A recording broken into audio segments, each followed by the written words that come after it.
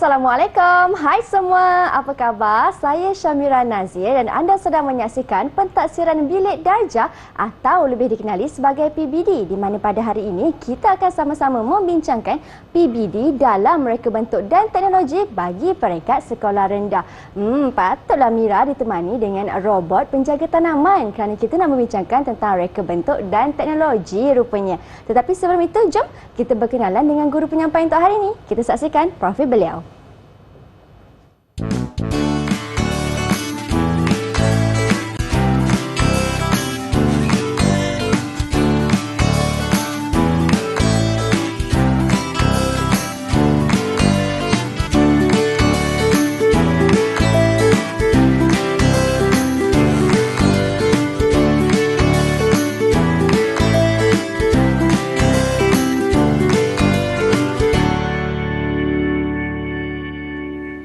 Baiklah, hari ini Mira bersama dengan Ketua Panitia Reka Bentuk dan Teknologi iaitu Cikgu Suhaila Jumaat. Assalamualaikum Cikgu. Waalaikumsalam Mira. Sihat Mira? Sihat. Cikgu apa khabar? Ya, Alhamdulillah sihat juga Mira. Baiklah. Dan hari ini turut serta bersama dengan kami di studio iaitu Jurubahasa Isyarat Cikgu Arisha Artina Abdullah dari SK Pendidikan Khas Selangor, Shah Alam Selangor. Terima kasih Cikgu Arisha kerana bersama dengan kami pada hari ini.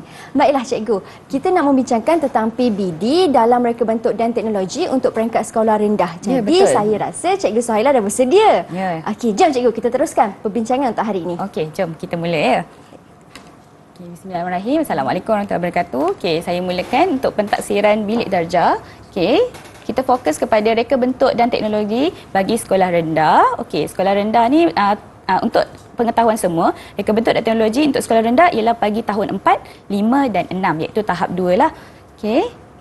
Sebelum kita pergi kepada pentaksiran bilik darjah bagi subjek reka bentuk dan teknologi ataupun RBT sekolah rendah, okay, kita lihat dulu matlamat KSSR bagi RBT sekolah rendah. Okey, KSSR RBT Semakan 2017 bermatlamat melahirkan murid yang berpengetahuan, okay, menguasai kemahiran asas dalam mereka bentuk dan berkebolehan mengaplikasikan teknologi asas, mengamalkan asas keusahawanan serta mempunyai nilai atau sikap yang positif ke arah membentuk murid yang kompetitif, kritis, kreatif dan inovatif. Okey, ini ialah matlamat KSSR reka bentuk dan teknologi bagi sekolah rendah. Okey, kita lihat pula, okey, bagi memenuhi matlamat tersebut kita ada beberapa objektif bagi KSSR RBT sekolah rendah. Okey, yang pertama ialah mengamalkan peraturan keselamatan bengkel dan amalan kerja yang selamat, di mana mereka bermula daripada tahun 4 mereka telah diterapkan amalan peraturan keselamatan bengkel dan amalan kerja yang selamat. Okey, seterusnya kita mempunyai diharapkan murid mempunyai kesedaran terhadap perkembangan reka bentuk, pembangunan produk sesuai dengan keperluan perubahan dalam kehidupan. Okey, yang ini mempunyai kesedaran tentang perkembangan reka bentuk. Okey, reka bentuk sebenarnya sentiasa berubah. Jadi kita terapkan nilai murid sentiasa peka tentang perubahan reka bentuk di sekitar kita. Tak kisah perubahan reka bentuk dari segi apa. Mungkin perubahan reka bentuk dari segi makanan, ataupun mungkin daripada segi binaan, ataupun mungkin kenderaan. Terdapat pelbagai perkembangan reka bentuk dalam rekaan tersebut. Seterusnya ialah mengaplikasikan kemahiran menggunakan peralatan dan bahan yang sesuai dalam menghasilkan sesuatu produk. Okey, kalau kemahiran menggunakan peralatan dan bahan ni, murid perlu kenal bahan dan juga alatan. Okey, yang paling penting ialah alatan kerana murid perlu tahu fungsi, barulah tahu menggunakan cara menggunakan peralatan tu dengan betul. Okey, dan juga memilih bahan yang sesuai dengan projek ataupun produk yang ingin mereka bina lah. Okey. Seterusnya, kita pergi pada murid menghasilkan reka bentuk serta produk berkonsepkan teknologi hijau, mesra pengguna, kos yang efisien melalui proses reka bentuk yang menggunakan teknologi. Okey, yang ini kita fokus kepada kita fokus pada teknologi hijau. Okey, di mana teknologi yang mesra alam. Okey, kita terapkan nilai mencintai alam sekitar dalam diri murid-murid, di mana murid banyak menggunakan bahan kitar semula. Okey, dan juga dalam untuk pengetahuan semua, dalam RBT tahun 5 terdapat tajuk tenaga boleh diperbaharui. Okey, jadi kita aplikasikan tenaga boleh diperbaharui dalam binaan reka bentuk dan teknologi iaitu kipas solar. Okey, seterusnya ialah menggunakan teknologi maklumat dan komunikasi dalam reka bentuk. Okey, sebenarnya dalam bukan sahaja dalam reka bentuk dan teknologi saja yang ada aplikasi teknologi maklumat dan komunikasi, tapi sebenarnya dia telah terapkan TMK ni dalam pelbagai subjek di sekolah rendah. Okey, seterusnya mengamalkan sikap dan nilai murni serta berintegriti. Okey, jadi nilai murni ni perlu ada dalam diri murid-murid supaya murid-murid sentiasa berdisiplin, okey, bersopan santun, okey, dan menjadi amalan setiap hari. Okey, dan akhir sekali mengaplikasikan asas keusahawanan. Okey, untuk pengetahuan semua, asas keusahawanan ni bukannya berfokus pada kita nak buka perniagaan atau sebagainya. Okey, elemen keusahawanan ni kita fokus pada, okey, contoh ialah bertanggungjawab kepada keputusan. Okey, murid buat keputusan, dia bertanggungjawab pada keputusan tersebut. Okey, mungkin seterusnya mungkin murid berani mengambil risiko. Risiko apa? Risiko terhadap apa binaan tu akan berlaku. Okey, maksudnya binaan tu mungkin tak jadi, mungkin berfungsi, mungkin tidak berfungsi. Jadi itu risiko yang mereka perlu hadapi. Dan paling penting ialah kreatif dan inovatif serta fleksibel terhadap perubahan reka bentuk. Okey, ini kita habis pada objektif KSSR RBT Sekolah Rendah. Okey, kita akan rujuk kepada bahan rujukan RBT Sekolah Rendah. Okey, yang paling penting ialah dokumen standard kurikulum dan pentaksiran iaitu DSKP. Okey, boleh lihat kat sini sumber dari bahagian pembangunan kurikulum. Kita ada tahun 4, tahun 5 dan tahun 6. Okey, semua ni ada yang secara offline, maksudnya boleh dicetak, dan boleh juga secara online. Okey, macam kalau contoh sekolah nak guna secara drive, atau atas talian, boleh, tak ada masalah. Asalkan dia menjadikan DSKP ni sebagai rujukan utama. Okey. Seterusnya, buku panduan pelaksanaan pentaksiran bilik darjah yang dikeluarkan oleh Kementerian Pendidikan Malaysia atau KPM edisi 2. Okey, edisi 2 ni mengandungi 113 halaman dan mengandungi semua panduan dari awal hingga peringkat akhir proses PBD. Okey, buku ni sangat bagus. Okey, perlu dijadikan panduan buat guru-guru, untuk mengenali apa kaedah pentaksiran yang sesuai bagi membuat pentaksiran dalam bilik darjah kepada murid-murid mengikut tahap penguasaan mereka masing-masing. Okey. Dan akhir sekali kita juga ada rujukan buku teks reka bentuk dan teknologi sekolah rendah. Okey, mungkin boleh lihat kat sini. Okey, kita ada contoh-contoh buku teks yang kita gunakan iaitu tahun 4, kita ada tahun 5 dan juga tahun 6. Okey, yang tahun 4, 5 dan 6 ni, kita akan yang ini dikeluarkan oleh bahagian buku teks lah. Okey, boleh juga dijadikan rujukan jika untuk memudahkan pengajaran dan juga pentaksiran bilik darjah bagi guru-guru RBT sekolah rendah. Baiklah, itu dia cikgu, penerangan daripada segi matlamat, objektif, bahan rujukan serta pelaksanaan PBD dalam peringkat sekolah rendah bagi mata pelajaran reka bentuk dan teknologi. Kita akan berhenti berehat seketika, tapi jangan ke mana-mana kerana kita akan kembali semula untuk perbincangan yang lebih mendalam lagi dalam PBD ataupun pentaksiran bilik darjah. Jangan ke mana-mana.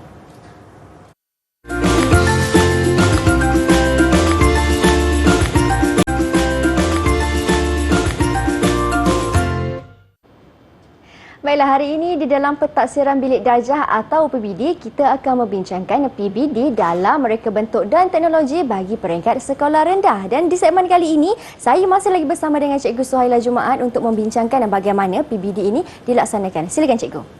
Terima kasih Mira. Okey, baiklah, kita tanpa buang masa lagi, kita teruskan. Tajuk kita yang seterusnya ialah kita fokus pada dokumen standard kurikulum dan pentaksiran ataupun DSKP. Seperti yang saya dah tunjukkan tadi, kita ada DSKP tahun 4, 5 dan 6. Tapi untuk pengetahuan semua, hari ini kita akan fokus kepada DSKP bagi tahun 6. Di mana unit 6, reka bentuk pengaturcaraan, 6.5, pengenalan asas sistem robotik. Dalam standard kandungan pengenalan asas sistem robotik ini, kita dapat 10 standard pembelajaran iaitu 6.5.1 sehinggalah 6.5.10. Tetapi untuk hari ini kita akan fokus kepada 6.5.4 sehingga 6.5.10. Harus diingatkan, setiap standard pembelajaran ni ada berlaku pentaksiran bilik darjah. Maksudnya kita lakukan pentaksiran bilik darjah daripada mula lagi 6.5.1. Cuma untuk slot kali ini kita akan fokus pada 6.5.4 sehingga 6.5.10 sahaja. Jadi kita akan terus kepada standard kandungan 6.5 pengenalan asas sistem robotik. Kita pergi standard pembelajaran yang pertama yang kita akan fokus hari ini iaitu 6.5.4 melakar reka bentuk produk yang mempunyai elemen sistem robotik. Di sini aktiviti pembelajaran yang mereka akan lakukan ialah menjanakan idea melalui lakaran. Okey, jadi murid akan membuat lakaran lah. Okey, cadangan bagi kaedah PBD ini ialah secara lisan, bertulis dan pemerhatian. Okey, lisan, bertulis dan pemerhatian. Okey, mungkin secara lisan, okey, murid boleh membuat perbincangan dalam kumpulan, okey, untuk mengenal pasti elemen apa yang mereka perlu terapkan dalam lakaran mereka. Okey, mungkin mereka perlu aplikasi, okey, elemen sistem robotik mana yang mereka akan gunakan, okey, dan di mana peletakan bagi pada robot tersebut dalam lakaran mereka. Okey, so yang ini saya beri contoh hasil lakaran murid-murid saya. Okey, lakaran 1, lakaran 2 dan lakaran 3 ni bermaksud idea pertama, idea kedua dan idea ketiga. Okey, jadi di sini ini semuanya ialah idea yang dikongsi bersama murid-murid. Okey, secara lisan maksudnya dia perbincangan, kita akan dengar murid dengan murid. Okey, secara bertulis bermaksud apa label yang mereka nyatakan. Okey, contoh elemen sistem robotik apa yang mereka aplikasi pada lakaran dan juga robot tersebut. Contoh ialah sensor, lepas tu ada motor servo. Okey, motor servo untuk elemen pergerakan. Okey, dan seterusnya kita ada papan mikropengawal untuk elemen kawalan. Okey, apa saja yang elemen sistem robotik yang mereka nak aplikasi, mereka tulis pada lakaran tersebut. Okey, itu secara bertulis, dan pemerhatian apa yang mereka boleh perhatikan pada reka bentuk. Jadi perbezaan reka bentuk bagi setiap lakaran yang mereka hasilkan. Okey, itu yang pertama. Okey, kita pergi yang kedua. Okey, 6.5.5 iaitu menilai lakaran yang dipilih untuk membuat penambahbaikan. Okey, kalau melihat dekat sini, tadi lakaran tu ada 3. Okey, jadi daripada 3 tersebut, tak semua murid akan buat projek, buat produk. Jadi mereka perlu pilih yang mana yang terbaik. Bagaimana cara memilih yang terbaik? Mereka perlu buat aktiviti menganalisis.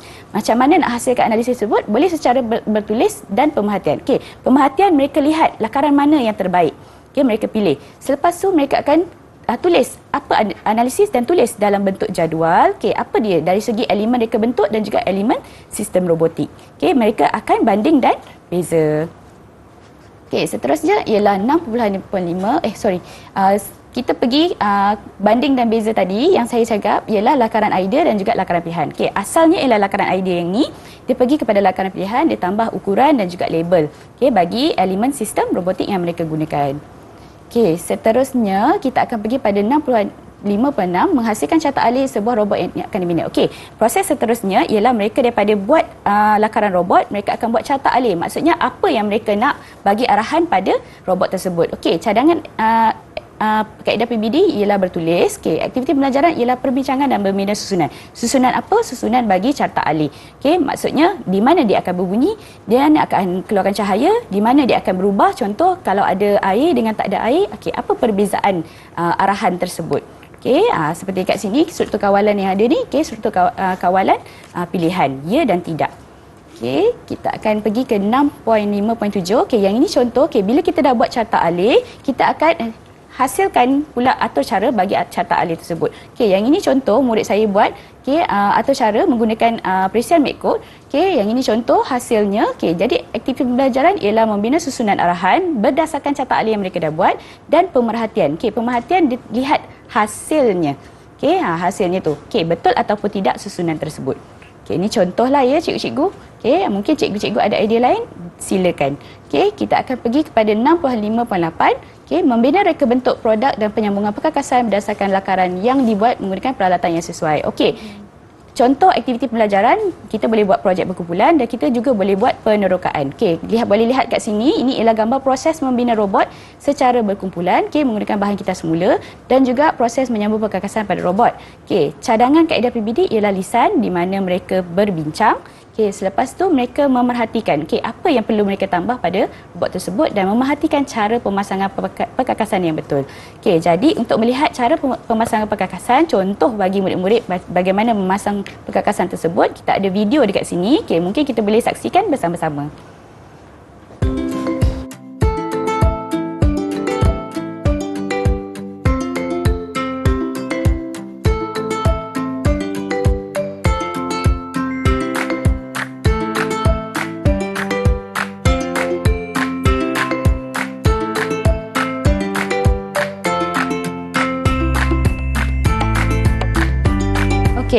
Di sini dapat kita lihat cara pemasangan perkakasan bagi murid-murid. Yang ini contohlah. Mungkin cara pemasangan perkakasan berbeza mengikut carta alih dan juga pengaturcaraan yang mereka hasilkan.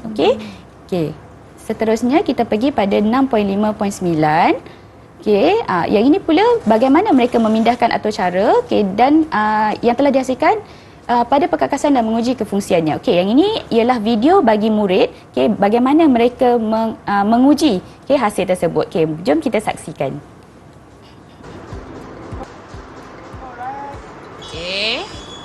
Okey, test masuk dalam tu. So, ikon dia tukar tak? Ikon dia tak tukar lah. Tu tukar. Okey, senyum. Yeay, berjaya. Okey, kalau boleh lihat kat sini, mereka dapat menghasilkan produk, dan menghasilkan dan menguji kefungsian produk tersebut, dan alhamdulillah berjaya. Jadi kita buat cadangan kaedah PBD ialah pemerhatian, dan aktiviti pembelajarannya ialah menyelesaikan masalah. Okey, di mana kalau contoh hasil tu tak berjaya, mereka perlu betulkan mungkin penyambungan perkakasan, mungkin pada pengatur caraan. Jadi barulah robot tersebut akan berfungsi. Kita pergi yang terakhir sekali. Kita akan pergi 6.5.10. Membuat rumusan dan membentangkan produk yang telah dibina. Baiklah, selepas murid hasilkan produk yang telah berfungsi, mereka dah tambah baik, mereka perlu membuat rumusan tentang produk tersebut dan juga membentangkan produk yang telah dibina. Cara aktiviti pembelajaran yang dicadangkan ialah membentangkan hasil robot. Pembentangan ni harus diingat, bukan semestinya murid diri di depan bentangkan. Pembentangan ni boleh jadi dalam pelbagai bentuk dan pelbagai medium.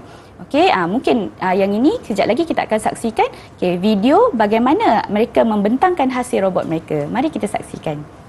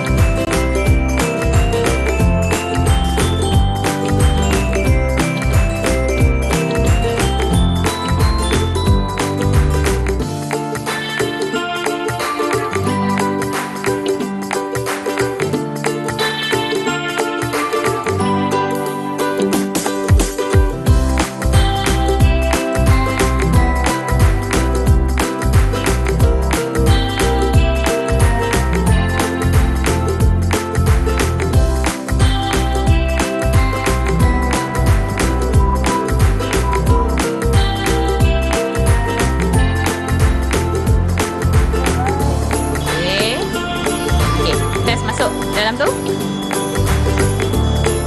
So, ikon ni tukar tak? Ikon ni tak tukar lah. Tu tukar.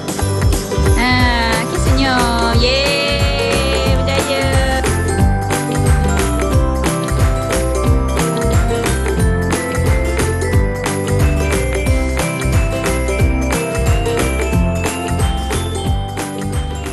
Baiklah, itu dia bagaimana aktiviti pembelajaran murid dilaksanakan dan juga bagaimana kaedah PBD itu dilakukan baik daripada segi pemerhatian ataupun dari segi lisan. Dan selepas ini kita ingin mengetahui pula bagaimana caranya daripada segi perekodan dan juga pelaporan.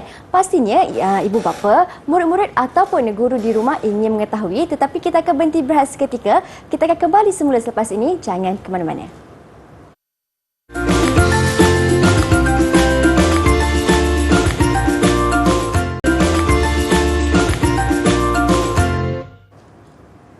Baik, selamat kembali dalam PBD atau Pentadsiran Bilik Darjah. Di segmen ini, kita ingin membincangkan pula bagaimana caranya dari segi perekodan dan juga pelaporan bagi menentukan tahap penguasaan murid. Bersama-sama dengan saya, Ketua Panitia Reka Bentuk dan Teknologi, Cikgu Suhaila.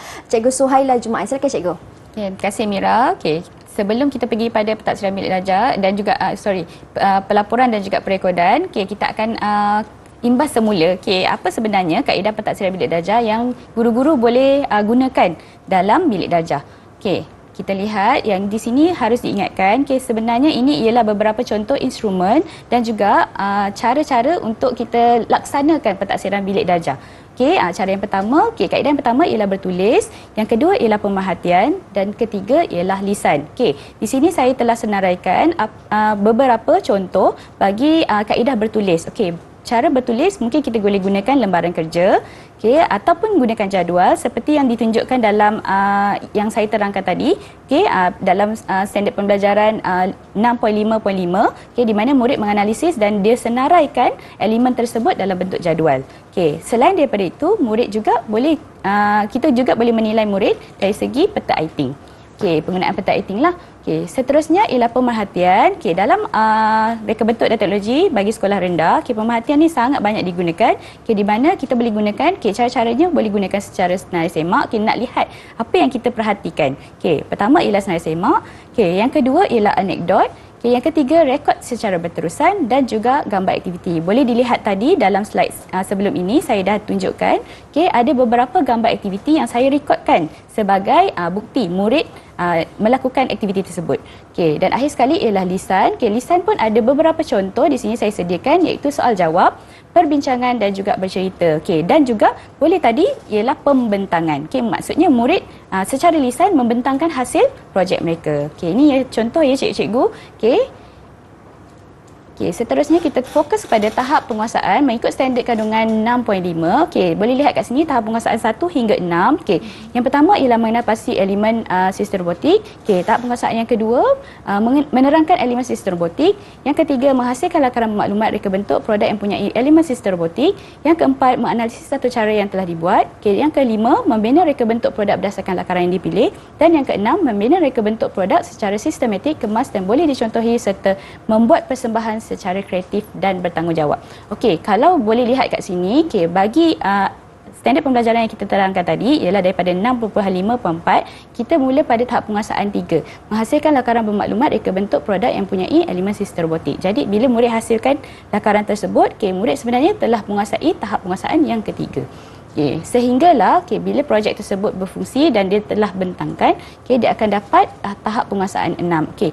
Yang ini saya akan tunjukkan contoh hasil murid di mana mereka membina reka bentuk produk secara sistematik dan kemas. Saya tunjukkan kat sini. Mungkin kamera boleh fokus di sini. Ini contoh bila hasil tersebut berjayalah dan mendapat TP 6. So boleh lihat kat sini. Kalau tiada air, cara pengujiannya, kita gunakan paku sebagai sensor. Jadi kalau tak ada air, robot ini akan menggerakkan tangan menggunakan motor servo, di mana elemen sistem robotik ini ialah pergerakan. Yang ini sensor. Kalau ada air, elemen robot tersebut akan menukar paparan LED di sini. Kalau lihat paparan LED di sini ialah gambar ikon lain. Kalau ada air, yang ini ada air. Kalau ada air ni, dia akan berubah ikon dia pada badan robot. So berubah kepada muka senyum. Kalau kita perhatikan tadi, ikon tadi ialah ikon tengkorak lah kan. Bila kita alihkan, dia akan berubah ikon tersebut. So boleh lihat kat sini lah. Bermaksud berjayalah produk murid tersebut. Yang ini akan mendapat TP 6 lah. Itu contohlah hasil yang terbaik. Kalau contoh kata, maaf saya padamkan sebab dia sentiasa bunyi. Kalau contoh murid hanya berjaya hasilkan robot sahaja tapi robot itu tidak berfungsi. Berapa tahap penguasaan yang kita akan beri? Kita tetap akan beri sekurang-kurangnya 5. Okey, kerana mereka dah berjaya hasilkan robot. Okey, dan harus diingatkan robot tak semestinya robot bentuk robot. Okey, kalau contoh murid letak kotak, okey, menggunakan kotak, okey, bahan kita semula dan hanya buat pergerakan macam palang keselamatan, boleh. Itu dikira sebagai robot. Okey, asalkan ada pergerakan dan diaplikasikan elemen sistem robotik yang ada 4 tu, iaitu kawalan, okey, sensor, lepas tu ada kuasa dan juga pergerakan. Okey, 4 tersebut mesti diaplikasikan dan dia akan dapat tahap penguasaan 5. Okey, jangan risau. Okey, sebenarnya tak susah pun cikgu-cikgu. Okey, kita terus pergi pada perekodan. Dah tahu tahap penguasaan, kita akan fokus pada perekodan. Okey, seperti yang saya beritahu tadi, okey, kaedah pentadsiran bilik darjah ni ada pelbagai cara, ada 3 cara tadi kan. Okay, contoh kalau yang saya beri kat sini, okay, untuk pengetahuan semua, okay, kalau perekodan ni adalah proses merekod pencapaian murid berdasarkan tahap penguasaan yang telah diperincikan dalam dokumen standard kurikulum dan pentadsiran di SKP yang seperti saya dah terangkan sebelum ni. Okey, kalau kita boleh lihat kat sini, okay, ini ada salah satu contoh, kita gunakan contoh senarai semak RBT. Okey, senarai semak ni bermaksud kita fokus pada objektif dan juga SP apa yang kita nak fokus pada murid-murid. Contoh di sini ialah murid dapat menyatakan elemen sistem robotik yang terdapat dalam lakaran. Maksudnya masa murid buat lakaran ada elemen sistem robotik yang dia aplikasikan. Okey, so boleh lihat kat sini yang mana elemen yang ada kita tandakan sahaja. Okey, ini senarai semak dan juga kita boleh gunakan senarai semak lain. Okey, maaf ya kalau tidak jelas. Okey, kita gunakan apa SP secara terperinci dan kita tandakan sahaja. Okey, yang ini perekodan dan seterusnya kita pergi kepada pelaporan. Okey, pelaporan ialah proses menyampaikan maklumat pembelajaran dan pencapaian murid dari semasa ke semasa mengenai kemajuan dan perkembangan mereka dari segi pengetahuan, kemahiran dan nilai seperti yang dihasratkan dalam kurikulum. Okey, yang ini contoh daripada sumber bahagian pembangunan kurikulum. Okey, di sini kita boleh lihat nama murid, okey, apa pencapaian mereka mengikut unit. Okey, pelaporan ni kita akan beri kepada ibu bapa 2 kali setahun dan juga maklumat TP ni kita boleh lihat pada borang perekodan, kita aplikasi saja pada borang pelaporan tersebut. So itu sajalah untuk perekodan dan pelaporan RBT Sekolah Rendah. Baiklah, terima kasih banyak-banyak saya ucapkan kepada Cikgu Suhaila Jumaat atas pencerahan yang diberikan. Diharapkan memberi penjelasan kepada ibu bapa, murid-murid ataupun warga pendidik yang sedang menonton di rumah sekarang. Terima kasih juga saya ucapkan kepada juru bahasa isyarat yang bersama dengan kami pada hari ini, iaitu Cikgu Arisha Artina, atas kesudian meluangkan masa bersama dengan kami. Kita jumpa lagi di PBD atau Pentadsiran Bilik Darjah episod akan datang. Saya Syamira Nazir. Assalamualaikum dan salam sejahtera.